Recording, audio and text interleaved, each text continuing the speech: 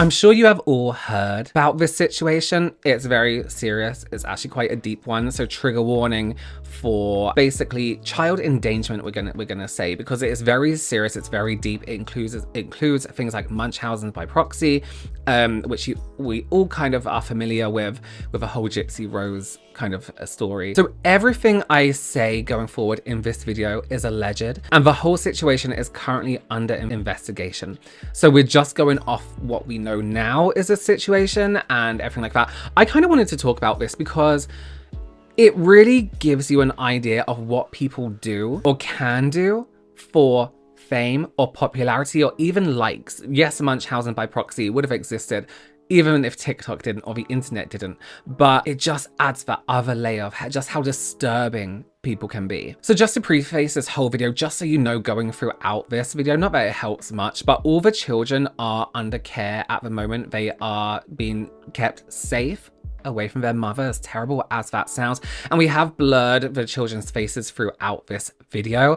They deserve privacy, much like anyone else who is in some kind of legal situation. But kids as well, they haven't chosen to be online. They haven't chosen to have their faces put out. They're not child actors or anything like that. It's their mother who have put them out, you know, on the internet. I have seen some people cover this, but I didn't want to go into it too much watching their videos because I kind of wanted, you know, my own opinions and things like that. And they have also blurred the children's faces. I know some people haven't. I think maybe they should for privacy reasons and because they're children. Okay, but let's get into it. Today is a little bit more serious, a little bit more deep, but this is such a insane situation. So Australian influencer Allanah Harris, Allanah, how it was a mum influencer who had just over 1.1 million followers on TikTok, right? She posted family-orientated content, similar vibes to some of the recent mum influencers on a platform. Family influencers, whatever.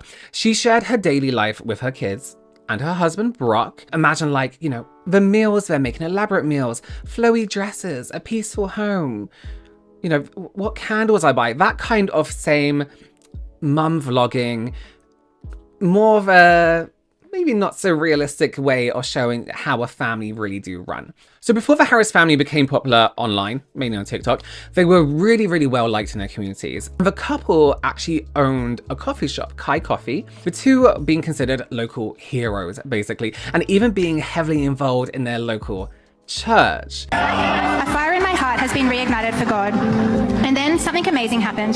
Pastor John was asked to pray for someone, and not only someone with kidney pains, and not just specifically someone on dialysis and in need of a kidney transplant.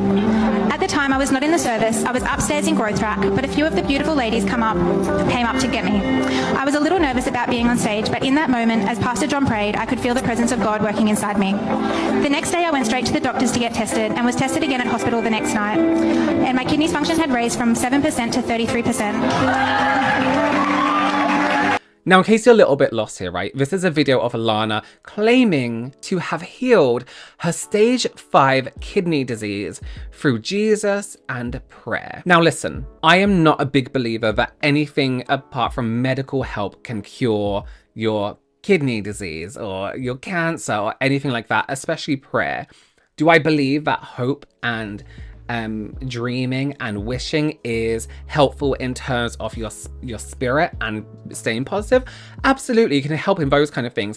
But what I wouldn't do is get up in front of a stage or an audience of hopeful people that maybe are in similar situations and say, oh yeah, you know, it just takes prayer. It alludes to that you might not need medical help. It just doesn't sit right with me at all. I think that is so ridiculous. It already gives me bad vibes that somebody may have, you know, agreed with the priest of this church, probably a mega church, to lie or, you know, exaggerate the results of prayer and things like that. I do not believe, again, and I'm not a huge believer, I'm not a religious person anyway, but as I've said before, Allanah's kidney disease in the grand scheme of things isn't as bad as everything else that has gone on in the world. Why has she been chosen to be healed? It just doesn't sit right with me when people get up and say things that an uncurable disease can be fixed through prayer or, you know, mended through prayer. It's just not right. So sometime during COVID and unfortunately losing a pregnancy, some people have some thoughts on this. By the way, we'll get into that a little bit later. The couple closed the cafe and seemed to start focusing on their social media, more specifically, content around their children. So they kind of set up this family vlogger style situation. A kind of easier thing to do during COVID, during lockdown, because what else are you going to do? Because I don't really like family channels, but it's easier to do that kind of content, right? So Allanah has 4 children. She has James, who is 7, Chase, who is 3, Ellie, who is 2 years old, and her youngest, Daisy, who is 1 year old. Although there have been some allegations, some stipulations, some criticisms involving all of their kids, we're mainly looking into what's happened with Daisy. This is a thing that has gone super viral, and for good reason as well. So let's skip ahead a little bit, right? We're moving to June this year. And after documenting some health issues with all of her kids on her platform, Allanah came out with some news. I was told that our daughter's brain is covered in tumours, and what is worse is that we found this out on the same day that our other daughter passed away 4 years ago. I don't know whether that's like Lily saying that she's here with us, or if it's just a really shitty day. But I need a coffee. Let's make a coffee together. I also don't have a coffee machine, and I really need a new coffee. Like, I really need a real coffee right now, but I've just got the stick ones. It's gonna do. I was diagnosed on Friday with epilepsy, Sunday with infantile spasms, and then Thursday with tuberous sclerosis complex. I need a hug. So Lily was her pregnancy that she unfortunately lost 4 years prior. She lost her at 5 months after having a mini stroke. And Allanah claimed that Daisy had been diagnosed with tuberous sclerosis complex. That's not so difficult to pronounce, actually, TSC. This is very rare, right? It's a very rare genetic disorder that causes benign, non-cancerous tumors, that's what benign means, sorry, tumors, to develop in the brain and other vital organs. It also causes epilepsy and spasms, supposedly for this child, caused by the tumors in her brain, right? I can never think or imagine how it would feel to be in this situation, but if it was something so serious, whether I shared my life online or not, I personally wouldn't be jumping onto TikTok and talking about how my child is sick, how my child isn't well, and actually quite seriously unwell, definitely unwell, and then be like, oh, I need a coffee. Oh, I need a new coffee machine. It just gives like, not begging's the wrong word, but it gives the kind of like, subtle like, oh, my child was sick, if only I had a new coffee machine, somebody send me a coffee machine kind of vibes. It's just weird behavior. Again, I don't know how I would act in that situation, but you know, I've been in situations where I've had extremely bad news, and the last thing I did was got on, as an influencer, has got on my you know, Instagram stories or my any platform on social media and was like, oh guys, this has happened. I just think there's a time and a place, and yes, people deal with things differently, but something this serious, really? Now, as I said, this is a horrible situation for any parent to be in, right? But then also the friends of a family, the fans of a family, and their online community. Of course, they were absolutely devastated for her. Hundreds of videos were circulating online with support for the Harris family. Mothers talking about how much of an inspiration she was. Other parents with sick kids emphasizing and showing support for this whole family. Even news outlets have covered this story. Everyone wanted to support this woman and the whole family as well. And that didn't just stop at kind words. My beautiful friend Allanah, you guys probably know as the Harris family, is going through a really tough time at the moment. If you guys don't already know this story, it is definitely not my place to share it. Even though there's not a whole heap that anybody can do at this time, except for medical professionals, of course. What can help a mom so much is knowing that they are loved and supported. Today, I'm going to make a hamper basket for Allanah, Brock, and Daisy just to let them know how much they are loved and supported.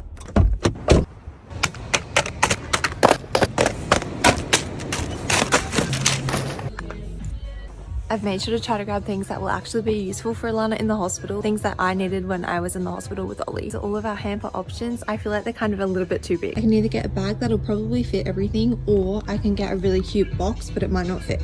Package is secured. Hello, obviously back home, this is a new angle that you guys don't see all the time. I ended up getting this big bag because I thought if I got like 2 or 3 boxes to fit everything, it would just be a pain. Let's fill this up. I don't know what size Daisy is, I'm just guessing based off her age, but I feel like you always need pajamas when you're in the hospital. I don't know what kind of stuff Allanah was able to grab to go to the hospital, so I just kind of got everything that I thought she might need. I wanted to get some easy like microwavable dinner options because otherwise I have to buy takeout every night. They don't supply food for the adults. Little snacks for Daisy. These are just like little baby food tubes. Again, I don't know what they've got, so I just got like toothbrushes and toothpaste. Some more easy microwave options. Some lollies for a little snack. I don't know if Alannah's got skincare or makeup, but I thought I'll just get some like micellar water just to clean her face so she kind of feels fresh in the morning. I got some entertainment for Daisy because it can get really boring in the hospital sometimes waiting. Okay. So this is Alyssa. She is another family style vlogger on TikTok. She is one of the literal thousands of people online that wanted to financially help, give gifts, maybe a coffee machine. This is so incredibly thoughtful to use your platform to help another family that are in a really tight situation, not just with money, but with, you know, gifts and stuff like that. You know, little things help. Perhaps, you know, when the children are in hospital, they might need things to keep them busy and stuff like that, because this is like an in-hospital situation, you know, overnight. Things for parents to be more comfortable in the hospital. It's really, really thoughtful, and it really does come from a place of genuinely wanting to help. But as you've probably guessed, though, this doesn't even scratch the surface on the kind of gifts and donation Allanah had gotten. So it was now September of this year. So recently, really, Allanah had been posting plenty of videos about her heavily sick child. Ellie, one of her other kids, had been having seizures too, apparently. She'd been saying in her content. At this point, we had all been told that Daisy had had 2 brain surgeries, went into cardiac arrest, was having 2-hour-long seizures, and just wasn't improving. Deadly, really, really serious stuff and really horrible situations to think about. 2-hour-long seizures. Horrible, horrible thing to picture. So Allanah came out and said that Daisy had been moved to palliative care. Sorry if I said that wrong. Palliative care is usually basically an end-of-life care. So it focuses on, as morbid as that sounds, sorry, it focuses on making the person comfortable over medicine, for example. So their comfort in basically the last days of their lives, making sure that those last few days aren't just horrible experiences of being pumped with drugs, surgeries, all that kind of stuff. That's like, we're coming to the end of a life here. Let's make sure they are as comfortable and as peaceful as we can. So let's go back to what we were saying before with all these gifts. Obviously, with having a child that has been in medical care since she was born, you can imagine the bill could be quite high. It's important to note that since the Harris family are based in Australia, they do have Medicare, meaning that most of the services come at no cost or an extremely low cost as well. So it's not like in the US, for example, where you're pretty much billed with everything. So Allanah set up a GoFundMe, which is a normal thing to do, whether you have sick children, something's happened to your house, a sick pet, something where you need to raise money, and usually it's quite urgent as well. So she set up this GoFundMe to raise money towards Daisy's healthcare costs, etc. Although we do not have access to the GoFundMe anymore, we do know that it raised over 62,000 Australian dollars. Allanah also received gifts, PR, donations, and help from businesses, fans all over the world, worldwide. Easy. Look, it's a pretty rainbow. Oh, Mommy, look at this. what is my present? That is stunning. This next present is from Francesca. They have written me a beautiful card. I love all of their pieces. This necklace, whenever I'm having a hard day, I literally sit there and hold it because it's got a photo of all the kids inside. Open these ones. Isn't that stunning? And now that her family is in need, we're here to help. So today, the 12th of August, 50% of every single sale that we do for this entire day will go straight to Daisy's GoFundMe. Therefore, if you're considering purchasing anything like sizing up in your favorite pieces, buying birthday gifts, Christmas gifts, baby shower gifts, you're going away next year and the season's going to be different, or whatever the circumstance is, we'd be so grateful if you could buy today so that we can help the Harris family. It does kind of seem weird to me that it's kind of an unboxing of her PO box, an unboxing. Watch me unpack my almost like PR, but it's not PR, you know what I mean? And also that brand donating 50% was that a percentage? I think it was, of all their orders. Again, so amazing. That is a lot of money from a brand to donate half of their sales. Bear in mind, they have to make money as well from the product they make to this family. So she has this GoFundMe set up, which is $62,000. All these gifts, personal gifts for her as well, earrings, necklaces, things like that. And she's got so much support for her family, for Daisy, and even for herself as well. Tens of thousands of dollars, not just in money, but in gifts as well. A lot of mothers would kill for that and probably need it more than her, dare I say. So Daisy and Allanah gained a lot of traction through all this. Her videos getting millions of views. Guess that close to the whole of Australia would have seen or read something about her, right? And they had. Even the medical staff that were actually treating Daisy. This was allegedly a leaked screenshot of a text that one of the staff that was working with Daisy sent to someone. It says, "I got some Harris family goss for you." Strange word to use, gossip, for this.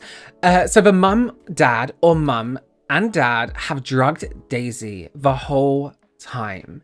Some of the nurses started following her Instagram page and TikTok and was like, no, she's spreading false info. She doesn't have brain tumors and she was never palliative. After her last brain surgery, which we found nothing, Children's Hospital decided to run a toxicology report and it showed that Daisy had a high reading for benzodiazepines, which is like a Valium, etc.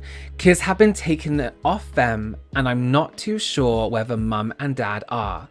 However, Daisy is under the care of child protection and she is still in hospital, awake, sitting up, eating, being a normal 1-year-old. So let's just think on this, right? Everything Allanah had said about her baby was a lie. The treatments, the state she was in, the timeline of everything else happening in the hospital was a complete lie. She was telling people she was nearly going to die. Her child was dying. It was the end of her life. How far was she planning to go with this? Was she planning on curing Daisy with Jesus like she did with her kidney? Remember that first pregnancy? Does that all sound suspicious now? Not to put that out there and blame her for everything, but how can we trust anything that this person does is safe for her children? All of the surgeries that Daisy had gotten were explorative, meaning that they were only done to find out what was wrong with Daisy. Nothing invasive, all this kind of stuff. Lies, it was all lies. Talking about benzos or Valium, the drug that Daisy showed as having in her system was benzodiazepines or benzos, or if you're in the UK, diazepam. This medication is given out as emergency treatment for epileptic fits. It is a very, very powerful sedative. It's given to stop a fit that is starting or stop a fit that is happening. Because she advocated for the 6 months for Daisy having epilepsy just after she was born, she would have been given these as an emergency medication. For a baby like Daisy, the doses she would get is 2 milligrams under medical supervision, right? Just 10 milligrams of this medication could have killed her. Getting enough of this medication to do this long term and storing it would have been a long, deliberate process because it's so heavily regulated. If this medication is given to someone who doesn't need it, it can cause horrible side effects, including giving the person taking them actual seizures and similar symptoms that you could get from having the illness that Allanah claimed Daisy had, right? So it looked like she had this illness. Speaking of symptoms though, this sort of medication does cause something else. All of the kids are such good sleepers. I can fully change their nappy, get them changed into different outfits, even a number 2 while they sleep. They don't wake up. Is this normal? Like, don't get me wrong, I'm super grateful for really good sleepers. To be honest, Daisy is probably the best sleeper out of all of them. She goes to sleep in the afternoons and I usually wake her up to go to school drop off. Ellie must be growing or just tired today because she crashed again on the couch this afternoon. Look how sweet she is just laying there. Allanah had always mentioned how sleepy all her kids are. All the time. The inability for her children to wake up whilst going to the bathroom are clear signs of an overdose. So benzos basically suppress the nervous system, which is why they weren't waking up from natural bodily responses, right? Like when we're asleep at night, we wake up, usually 3 a.m, our body wakes us up and it's like, you need to go to the toilet. Overdoses can also cause respiratory depression, slow breathing, which reduces the brain's response to bodily function, right? So let's recap very quickly. She lied about ever having a dying child, potentially scammed thousands of people out of donations, gifts, money, made her daughter ill deliberately, and could have potentially killed her child by overdosing. We don't know this yet, it's all speculation, remember? And now the truth was out. Her sadness over her sick child was raw and seemed genuine. What the hell, my baby girl? She's so little. And she is riddled with tumours. I think she's having seizures and no one listened to me. But this influencer mum is under investigation over explosive claims online that she drugged the 1-year-old while accepting money meant to support her recovery. We will progress the investigation as quickly as we can. Police today confirming the girl is out of hospital and doing well. The child's in safe hands at the moment. The family is now blocked from further accessing donations from online fundraisers as child protection officers sift through health records and talk to medical experts. Police won't reveal how long their investigation has been running for, but say given its complexities, it will stretch beyond Christmas. So now, basically the whole of Australia, actually the whole world knows that Allanah was pretty much lying about this whole situation. Allegedly. Although no one has been arrested yet, the police are gathering evidence, and this case would likely be huge, and it will hopefully result in some kind of Daisy's Law around giving medication and surgeries to infants. It's a huge situation. What's Allanah going to do now? Keep this lie going? Say that the hospitals are lying, the professionals are lying? How would you defend yourself in this situation? It is so unfair, and it's getting addressed at the moment with the proper counsel. I can't speak too much. I will get my lawyer to contact you, Bailey. I do really appreciate the call, but... Did you harm your daughter? No, I can't talk to you, Bailey. That's why I've talked to you. I've said this is a matter that cannot be spoken on. So that was Alannah's response to a reporter asking if she had harmed her daughter. You in that situation, saying you didn't harm your child isn't going to put you in in trouble legally or do anything to courts, because that's your defense. You did not harm your child, surely, right? You would be shouting to the whole world who assume that you are harming your child that you didn't do it, right? We've probably all been wondering the same thing at this point, right? So with his wife being accused of all this, his kids now being in care, and friends and family panicking, where was the father in all of this? Brock, his name is Brock. The short answer is nowhere to be seen. Just nowhere. After the first round of press releases, he did put this up on his stories on social media, right? He basically is claiming he knew nothing about it. I'm unsure how you could be a parent to your child and your children without noticing something is off. Again, I've never had children. Maybe he was at work all day and it was going on during the day, and maybe he just thought, maybe my children are tired out, and maybe he was genuinely thinking, my kids just aren't well, my kids are just don't have the best luck in the world. Brock went completely AWOL after this. No one knew where he had gone. He wasn't posting to social media. Do innocent people say nothing? And some people even had concerns over Brock's safety in all of this, questioning if he was mentally safe. But it wasn't long until a couple of ladies in the local area found him on Tinder. Yes, this is not the time or the place to be searching for dates, Brock. When your child is in hospital, your wife, I assume an ex-wife now, is basically in a lot of trouble for poisoning your children. Your first thought now is to find yourself someone new straight away and just be chatting to people on Tinder. This kind of says something to me. Is Tinder your priority right now? Your children have been allegedly poisoned by their mother. and you're going on Tinder to what? Have dates? You're gonna be pretty famous pretty soon, Brock. You know, you're not gonna be the most popular person on Tinder. So this is pretty much where we're at currently with the Harris situation. Daisy and her siblings are now thriving and recovering, thankfully. And Allanah is facing legal investigation as well as having all of her social media accounts deleted. Thankfully, again, she doesn't need them. She shouldn't have them. There have been some debates online on whether or not this was Munchausen syndrome by proxy. So for those who don't know, Munchausen syndrome is where you perhaps make yourself sick or do negative things to yourself for attention. Munchausen by proxy is when you do it to someone else so you get attention. We all know about the Gypsy Rose Blanchard case, where the mother pretended that her daughter was sick, in a wheelchair, couldn't walk, would also give her medications, had organs removed for that attention. I know it's very, very hard to put yourself in a situation where you think, why would I do that to someone? But people do. It's a medical thing that exists. I definitely think that this is a Munchausen by proxy thing, tied in with that, is it called dopamine? When you get all those, oh, we're sending you the best, wishing you the best comments, likes, you know, thousands and thousands and thousands of interactions on social media through this. And the only way you can do that is making your child sick. That's wild. That's crazy. I would like to know your opinions down below. Of course, it's all speculation at this point. Do we think that Allanah genuinely believed Daisy was sick? Or was there something a little bit more darker? I personally don't see how this could be a mistake.